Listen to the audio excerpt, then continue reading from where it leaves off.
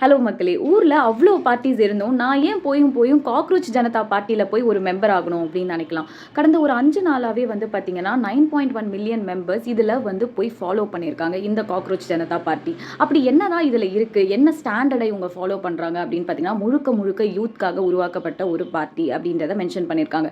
இது நீங்கள் ஒரு மீம் மெட்டீரியலாவோ இல்லை வேறு ஏதோ ஒரு கேலி கிண்டல் ஆகிற விஷயம் அப்படின்னு நினச்சிங்கன்னா கண்டிப்பாக இந்த வீடியோவை முழுசாக பாருங்கள்.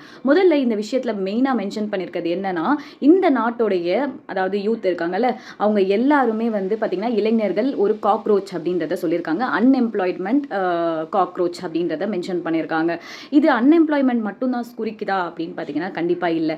இந்தியாவில் இருக்கிற பாதி யூத்ஸ் ஃபேஸ் பண்ணுற ஒரு மிகப்பெரிய 2 விஷயங்கள் என்ன அப்படின்னு பார்த்தீங்கன்னா, ஒன்று அன்எம்ப்ளாய்மெண்ட், அனதர் ஒன் வந்து பார்த்தீங்கன்னா அண்டர் எம்ப்ளாய்மெண்ட். அன்எம்ப்ளாய்மெண்ட் அப்படின்னா என்னன்னா, நான் படித்து முடிச்சுட்டேன், ஒரு 3-4 மாதம் நான் வேலை தேடுறேன், எனக்கு வேலை கிடைக்கல படித்ததுக்கான, அது அன்எம்ப்ளாய்மெண்ட்.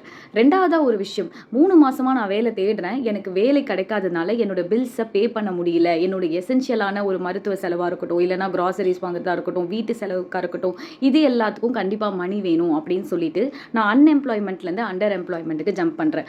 அண்டர் எம்ப்ளாய்மெண்ட்டில் தான் ஒரு பெரிய பிரச்சனை நடக்குது. நம்ம படித்த வேலைக்கு எடுத்து செய்ய மாட்டேன்றோம். சப்போஸ் நான் ஒரு இன்ஜினியரிங் படிச்சிருக்கேன் அப்படின்னா நான் இன்ஜினியரிங்கில் போய் வேலை செய்வேனான்னு பார்த்தீங்கன்னா கண்டிப்பாக இல்லை.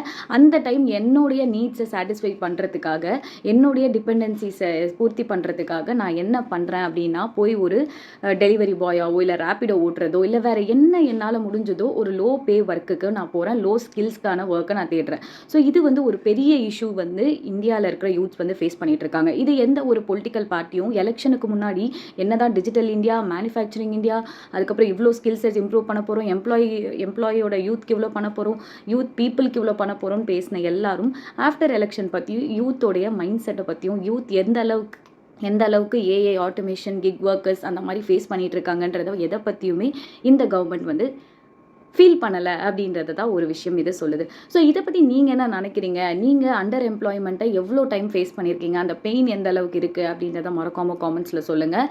ஸோ இதை ஃபேஸ் பண்ணாத ஆளே இருக்க மாட்டீங்கன்னு நினைக்கிறேன். ஸோ இந்த வீடியோ பிடிச்சிருச்சா வினி ஸ்பாட்ஸை ஃபாலோ பண்ணிக்கோங்க. பாய்.